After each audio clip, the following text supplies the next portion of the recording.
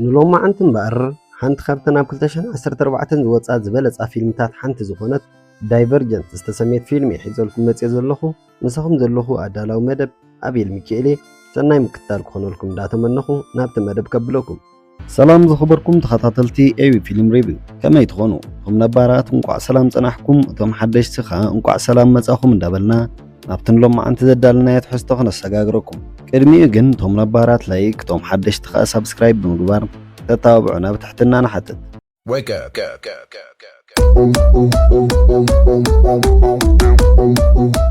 እታ ፊልም ክትጅምር ከላ ኣብ ከተማ ቺካጎ ብዙሓት ሰባት ነንበይና ዓይነት ዩኒፎርም ለቢሶም ኣብታ ከተማ ክዛወሩ ከለዉ ኢና ንዕዘብ እቶም መስረቲ ናይታ ከተማ ውሕስነት ናይቶም ሰባት ንምርጋፅን ሰላም ንምስፋንን ብምባል ነቲ ሕጊ ከም ዝነደፍዎ ይዝፍለጥ ነቶም ህዝቢ ኣብ ዝተፈላለዩ ሓሙሽተ ግሩፓት ከም ኣብኒጌሽን ኢሚቲ ካንደር ዳንትለስን ኤሪዳይትን ብምባል ከም ዝኸፋፈልዎም ኢና ንግንዘብ ኣብኒጌሽን ዝተባህሉ ግሩፕ ፖለቲከኛታትን መራሕትን ናይቲ ዓዲ ክኾኑ ከለዉ ኤሚቲ ዝተባህሉን ለዋሃትን ኣብ ሕርሻ ዝነጥፉን ብመግቢ ነታ ከተማ ነብሳ ከም ትኽእል ዝገብሩ እዮም ካንደር ዝበሃሉ ግሩፕን እሙናት ብምዃኖም ኣብ ቤት ፍርዲ ከባቢ ዘገልግሉ እዮም ዳንትለስ ብወገኖም ካብ ወላ ሓደ ነገር ዘይፈርሑ ስለ ዝኾኑ ከም ወተሃደራት ናይታ ከተማ ኮይኖም የገልግሉ ኤሪዳይ ድማ ናይ ምሕሳብ ብቕዓቶም ክብ ዝበለ ስለ ዝኾነ ኣብ ምርምር ዝነጥፉ ኣካላት እዮም እቶም ዝተረፉ ሕብረተሰብ ከዓ ፋክሽንለስ ተባሂሎም ከም ዝፍለጡን ኣብቲ ዓዲ ዝኾነ ይኹን ጥቕሚ ከም ዘይብሎምን ኢና ንዕዘብ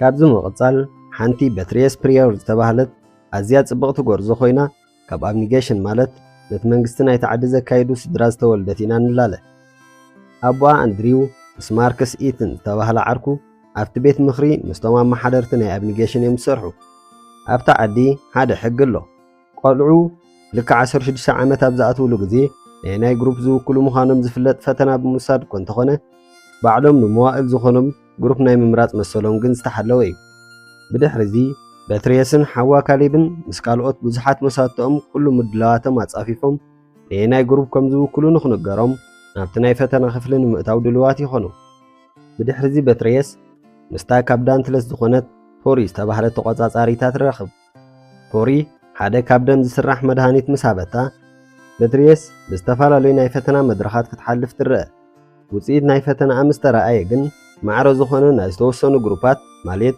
ከም ኣብኒጌሽን ኤሪዳይት ከምኡ እውን ዳንትለስ ትረክብ እዚ ከዓ ዳይቨርጀንት ከም ዝኾነት እዩ ዝሕብር ብድሕሪ እዚ ቶሪ ውፅኢታ ኣብኒጌሽን ኢላ ከም ትሕዞን ብዛዕባ ሓቀኛ ውፅኢት ናይ ፈተናኣ ግን ወላ ሓደ ከይትነግር ወላ እውን ንስድራኣ ተጠንቅቓ ምክንያቱ ዳይቨርጀንት ካብ ቁፅፅር ወፃኢ ተባሂሎም ስለ ዝሕሰቡ ብመንግስቲ ከዳዓት ከም ዝበሃሉን ክሳብ ሞት ክቕፅዑ ከም ዝኽእሉን ትነግራ ኣብታ ምሸት ድራር ምስ ተቐረበ በትሬስ ምስ ስድራኣ ብዛዕባ ውፅኢት ፈተናኦም ከተሓታተቱ ይጅምሩ ብድሕሪ እዚ ኣንድሪው ምስ በዓልቲ ቤቱ ናታሊ ንደቆም ኤሪዳይት ነቲ ናይ መንግስታዊ ምሕደራ ክወስድዎ ስለ ዝደለዩ ማለት ዕልዋ መንግስቲ ክገብሩ ስለ ዝሓስቡ ዘለዉ ኮነ ኢሎም ንኣብኒጌሽን ኣብ ምፅላም ተዋፊሮም ከም ዘለዉ ይነግርዎም ብድሕሪ እዚ ካሌብ ንሓፍቱ ክትመርፅ ከላ ንስድራ ኣብ ግምታ እትያ ክትመርፅ ከም ዘለዋ ይሕብራ ንፅባሒቱ ኣብቲ ናይ ግሩፕካ ምምራፅ ፅምብል ምስ መራሒት ናይ ኤሪዳይት ዝኾነት ጄኒን ማቲው ይራኸቡ እሞ ንቢትሪስ ብቕንዕና ነቲ ዝውክሎም ግሩፕ ክመርፁ ከም ዘለዎም ትሕብራ እቶም ደቂ 16 ዓመት እቲ ውሳነ ናቶም ስለ ዝነበረ ገሊኦም ካብቲ ናይ ስድሮኦም ግሩፕ ክወፁ እዮም ዝረኣዩ ነይሮም ኣብ ሰዓቱ ተረኦም ስለ ዝኣኸለ ካሌብ ኤሪዳይት ክመርፅ ከሎ ቢትሪስ ግን ነዊሕ ድሕሪ ምሕሳብ ዳንትለስ ትመርፅ ድሕሪ እቲ ስነ ስርዓት ቢትሪስ ምስቶም ዳንትለስ ግሩፕ ኣብ መንደቕ ይሓኽሩ ብድሕሪ እዚ ምስቶም ግሩፕ ናብ ባቡር ንምስቃል ክጎዩ ይጅምሩ ናብቲ ባቡር ምስ ተሰቐለት ቢትሪስ ምስ ካብ ካንደር ዝኾኑ ክሪስትናን ኣለን ከምኡውን ካብ ኤሪዳይት ዝኾነ ዊል ትላለ ካብዚ ብምቕፃል ካብታ ብፍጥነት ትንቀሳቐስ ዝነበረት ባቡር እንዳዘለሉ ናብ ቴራዞ ናይ ሓደ ህንፃ ይዓልቡ ኣብኡ እውን ምስቲ ሒንዳ ዘይብሉ ጨካን መራሕ ናይ ዳንትለስ ዝኾነ ኤሪክ ይራኸቡ ኣብቲ ቦታ ኤሪክ ዝኾነ ይኹን ፍርሒ ወይ እውን ዘይንብር ባህሪ ዘንፀባርቕ ሰብ ኣብቲ ግሩፕ ቦታ ከም ዘይብሉን ቀጥታ ናብቶም ፋክሽንለስ ተባሃሉ ጥቕሚ ዘይብሎም ሰባት ክባረር ምዃኑን ኣነፂሩ ይነግሮም ብድሕሪ እዚ ቤትሪስ ብፈቓደኝነታ ካብቲ በሪኽ ህንፃ ናብ ሓደ ጸልማት ጉድጓድ ትዘልል እሞ ኣብ ሰኪዐት ትዓልፍ ኣብ ታሕቲ ሓደ ፎር ዝተባህለ ካብቶም ዓለምቲ ይረኽባ እሞ ስማ ክትነግሮ ይሓታ ንሳ እውን ናይ ስማ ኣሕፅሮተ ቃል ብምጥቃም ትሪስ ከም ትበሃል ትነግሮ ብድሕሪ እዚ ፎር ንብምልኦም ጠርኒፉ ነቲ ዳንትለስ ዝነብሩሉን ዝመሃሩሉን ከርእዮም ይጅምር። ካብዚ ምቕጻል ፎር ናብቲ መደቀሲኦም ድሕሪ ምውሳድ ዝቕጽል 10ታት ሰሙናት ኣብኡ ከም ዝድቅሱ ይሕብሮም። ካብዚ ብምቕጻል ንዳንትለስ ዝውክል ዩኒፎርም ድሕሪ ምልባሶም ነቲ ኣቐዲሞም ተኸዲኖሞ ዝነበሩ ክዳውንቲ ብሓዊ የቃጽልዎ። ብድሕሪዚ እቶም ተምሃሮ ንምግብና ናብ ካፌተርያ ይኣትዉ እሞ በቲ ቀንዲ ሓላፊ ናይ ዳንትለስ ዝኾነ ማክስ ዝተባህለ ሰብ ናይ እንቋዕ ደሓን መጻእኩም መልእኽቲ ይመሓላለፈሉ። ንጽባሒቱ ኣንጊሆም ካብ ድቃሶም ድሕሪ ምብርባር ኣብቲ ናይ ታዕሊም ቦታ ንኽርከቡ ይእዘዙ። ኣብቲ ቦታ ፎር ክልተ ዓይነት ታዕሊም ከም ዝጽበዮም ንሱ ከዓ ኣካላዊ ብቕዓትን ኣእምሮኣዊ ብቕዓትን ምዃኑ ኣነጺሩ ይሕብሮም። ፎር ብምውሳኽ እቶም ካብ ካሊእ ግሩፕ ዝመጹ ካብቶም ኣብ ዳንትለስ ዝተወልዱ ተፈልዮም ክዕለሙ ምዃኖም ይኹን እምበር ኣብ ተርታ ግን ብሓደ ምዃኖም ይነግሮም። ተርታ ናይቶም ተምሃሮ እውን ኣብ ብቕዓቶምን ዝሰርሕዎ ስራሓትን ተመርኪሱ ዝወሃብ ምዃኑ ፎር የረድእ። ካብ ፎር ቀጺሉ ኤሪክ ሓድሽ ሕጊ የላልዮም። እቲ ናይ መወዳእታ ተርታ ዝኸውን ሰብ ናብ ፋክሽንለስ ክጓሓፍ ምዃኑ ይሕብሮም። ኣብ መጀመርታ ትሪስ ኣብ ታዕሊም ኣዝያ ተሸጊራ መንበራን ካብቶም ዝግለፉ ሰባት እውን ብቑሩብ ትልዕል መንበራ ኢና ንዕዘብ። ድሕሪ እቲ ናይ መጀመርታ መድረኽ ግን ብናይ ፎር ሓገዝ ትሪስ በብቑሩብ ተርታኣን ብቕዓታን ክተመሓይሽ ትጅምር። ሓደ መዓልቲ ኣብ ትሬኒንግ ከለዉ ትሪስ ንሓደ ዝተዳህለ ተመሃራይ ቦታ ብምቕያር ኣብ ቅድሚኦም ብዘይ ዝኾነ ፍርሒ ብኻራ ትፍተን እሞ ንትብዓታ በቶም ተምሃሮ ይንጭብጨበላ። እዚ ከምዚ ኢሉ ከሎ እቶም ካንደር ዝበሃሉ ግሩፕ ትሪስን ካሌብ ሓዋን ካብ ኣብኒጌሽን ከም ዝወፁ ዜና ምስ ሰምዑ ንፔተር ዝተባህለ ሰብ ናብኦም የመሓላልፍዎ። ብድሕሪዚ ትሪስ ክርስቲና ኣል ከምኡውን ዊል ኮይኖም በቲ ናይ ዳንትለስ ቤት ጽሕፈት ክሓልፉ ከለዉ ንሓላፊት ናይቲ ኤሪዳይት ዝኾነት ጃኒን ይርእዋ። ብምልኦም ብዛዕባ ጃኒን ኣብቲ ቦታ ምምጽኣ ተገሪሞም ከለዉ ዊል ጃኒን ነቶም ዳይቨርጀንት ዝበሃሉ ሰባት ተሃድን ከም ዘላ ይነግሮም። ብድሕሪዚ ብምልኦም ቶም ተምሃሮ ብዛዕባ እቲ ነገር ንመዓልታት ክዘራረቡ ይቕንዩ። ክቡራት ተኸታተልትና ንዝተፈላለዩ ጽምብላት ከም ኣውደ ዓመት መርዓ ሕፀን ጥምቀትን ዝተፈላለዩ ባህላዊ ነገራት ከም ክዳን ሓበሻ ሽፎን መሶብን ካልእን ዝኣመሰሉ ነገራት ካብ ኣዲስ ኣበባ ክትጠልቡ ምስ ትደልዩ ብመስመራት ቴሌፎናትና 0025 1953 84 3289 ከምኡውን 0025 1703 34 08 28 ብኢሞ ዋትስኣፕ ቴሌግራምን ቫይበርን ክትውከሱና ከም እትኽእሉን ናብ ዝደለኹሞ ሃገርን ቦታን ብኣድራሻኹም መሰረት ክንልእኸልኩም ከም ንኽእል ነበስር። ንጽባሒቱ ኣብቲ ቦታ ታዕሊም ኤሪክ ንትሪስ ምስ ፔተር ክትቃለስ ከም ዘለዋ ይገብራ እሞ ፔተር ሃንደበት ደፊኡ ሃለዋታ ከም ተጥፍእ ብምግባር ይስዕራ። ድሕሪ ዝተወሰነ ሰዓታት ትሪስ ኣብ ክሊኒክ ትበራበር እሞ ክርስቲናን ዊልን ክጽበይዋ ድሕሪ ምጽናሕ ዊል ቅልጥፍ ኢሉ ብዘሕዝን ኣጋጣሚ ካብ ዳንትለስ ከም ዝተሰናበተት የርድኣ። ቁሩብ ድሕሪ ምሕሳብ ነታ ናይ ሽዑ ዝነበረት ኣገዳሲት ዝተሓብአ ባንዴራ ናይ ምርካብ ፈተና ክትከስራ ዘይደለየት ትሪስ ነቲ ክሊኒክ ገዲፋ ብጉያ ነቶም ካልኦት ተዓለምቲ ተርክቦም። እቶም ክልተ መራሕቲ ኣንጻር ጋንታ ዝነበሩ ፎርን ኤሪክን ክኾኑ ከለዉ ፎር ቀዲሙ ንትሪስ ጓልጋንትኡ ክትከውን ይመርጻ። ብድሕሪዚ እቶም ጋንታ ናይ ፎር ከመይ ከም ዝገብሩ ውጥን ከውፅኡ ከለዉ ትሪስ ብቕልጡፍ ናብ ሓደ ገዚፍ መንኰርኰር ብምድያብ ናይቶም መቐናቕንቶም ባንዴራ ኣበይ ከም ዘላ ክተማዕዱ ትጅምር። ብድሕሪዚ ትሪስ ምንጪ ዓወት ናይ ጋንታኣ ክትከውን ትበቅዕ እሞ ካብቲ ግሩፕ ካብ ምብራር እውን ትድሕን። ንጽባሒቱ ዳንትለስ ንኣሚቲ ንብረት ኣብ ምውራድ ክሕግዝዎም ከለዉ ትሪስ ከይተረኣየት ምስ ኣዲኣ ትራኸብ። ናታሊ ጓል ኣብ ሓደጋ ከም ዘላን ተጠንቀቓ ከም ዝመጸትን ትነግራ። ትሪስ ብወገና ኤሪዳይት ምህዳኖም ክሳብ ዘየቋረፁ ብዛዕባ ዳይቨርጀንት ምዃና ንወላ ሓደ ከም ዘይትነግር ቃል ተኣትወላ።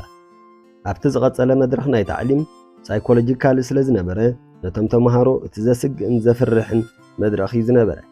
ኣብቲ ናይ መጀመርታ ፈተናኣ ትሪስ ኣብ ሃለፍታ ንኣስታት 3 ደቂቕ ዝኣክል ጥራይ ብምጽናሓ ካብቲ ኖርማል ዝበሃል 4 ዕጽፊ ዝኣክል ቀልጢፋ ክትወፅእ ከኣለ።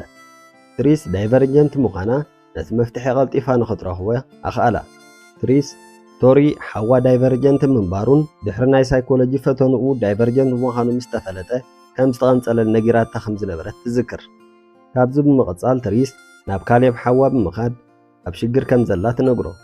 ትሪስ ንዳንትለስ ከም ዘይትውክል ትነግሮ እሞ ካሌብ ወሲኹ ካብዚ ሰዓት ንድሓር ኣብኒጌሽን እውን ሕጊ ክጥሕስ ከም ዘይክእል ድሕሪ መንጋር ኤሪዳይት ዕልዋ ክገብረሎም ወጢኑ ከም ዘሎ ይሕብራ። ትሪስ ናብ ቦታኣ ምስ ተመልሰት ኣል ፒተርን ካልኦትን ብምዃን የጥቅዕዋ እሞ ፎር መፂ የድሕና። ብድሕሪ ዝፎር ንትሪስ ሒዝዋ ናብ ናቱ መደቀሲ ወስዳ እሞ ቁስላ ክሕክማ ይጅምር። ይኹን እምበር ትሪስ ኣል ስለ ዝኸሓዳ ብጣዕሚ ሓዚና ኢና ንዕዘብ። ፎር ብወገኑ ኣል ተርትኡ ኣንቆልቂሉ ስለ ዝነበረ ካብቲ ጉሩብ ንኸይባረር ዝሓሸ ዝበሎ ኣማራፂ ክገብር ከም ዝፈተነ ይነግራ። ንፅባሒቱ ትሪስ ብዛዕባ እቲ ሓዋ ዝነገራ ኤሪዳይት ንኣብኒጌሽን ዕልዋ ክገብርሎም ወዲኦም ከም ዘለዉ ትነግሮ። ካብዚ ምቕፃል ኣል ብዛዕባ እቲ ዝገበሮ ሕማቕ ተግባር ንትሪስ ይቕሬታ ይሓታ። ይኹን እምበር ትሪስ ንይቕሬትኡ ብምንጻግ ቦጅባጅ ብምባል ትጸርፎ። ድሕሪ ዝተወሰነ ግዜ ኣል ብዝገበሮ ብጣዕሚ ስለ ዝተጣዓሰ ነብሱ የጥፍእ። ብድሕሪዚ ትሪስ ንፎር ብዛዕባ ውፅኢት ናይ ፈተና ኣፈሊጡ ኢላ ስለ ዝሓሰበት ኣብቲ ፈተና ክትሓልፍ ከም ዘይትኽእል ክረኽብዋ ከም ዝኽእሉን ትገልጸሉ።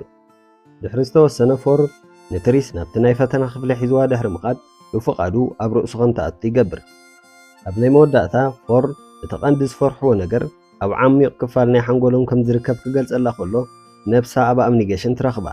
ካብዚ ተመርኪሳ ትሪስ ፎር ቶቢያስ ኢትን ምዃኑን ኣብ ህፃንነቱ ኣቦኡ ማርከስ የጋፍዖ ምንባሩን ትርዳእ። ብድሕሪዚ ፎርን ትሪስን ዝተወሰነ ግዜ ብሓደ ምስ ሕለፉ ኣብ ውሽጦም ናይ ፍቕሪ ስምዒት የማዕብሉ። ንፅባሒቱ ፎር ኤሪዳይት ዝተወሰነ ንብረት ናብ ዳንትለስ ከብፅሑ ከለዉ የርእያ። ብድሕሪዚ ነቲ ቀንዲ ፈተና ክዳለዉ ምስ ተነገሮም ፎር ንትሪስ ኩሉ ትኽእለታ ክትሓብኦ ከም ዘለዋን ነቲ ፀገማት ከም ዳንትለስ ክትፈትሖ ከም ዘለዋን የጠንቅቓ። ብድሕሪዚ ትሪስ ብዘይ ዝኾነ ሽግር ፈተና እትሓልፍ እሞ ብወግዒ ናብ ዳንትለስ ትፅምበር። ካብዚ ምቕፃል ናብ ዳንትለስ ናይ ምፅምባር ስነ ስርዓት ምስ ተወድአ ብጥንቃቐ ተባሂሉ ካብ ኤሪዳይት ዝመፀ መድሃኒት ይውግኡ። ንፅባሒቱ ትሪስ ብገልጠምጠም መማህርታ ካብ ድቃሳ ተበራበር እሞ ብምሉኦም ይዳለዉ ከም ዘለዉ ትዕዘብ።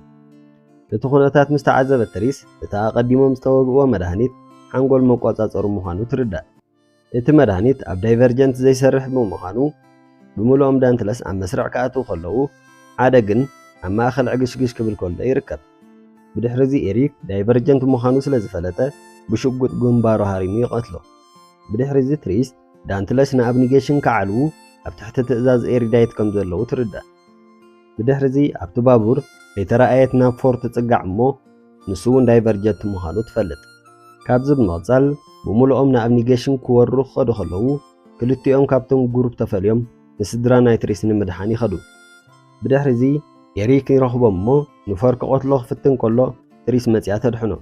ይኹን እምበር ክሃድሙ ክፍትኑ ከለዉ ትሪስ ትህረም እሞ ክልቲኦም ይተሓዙ።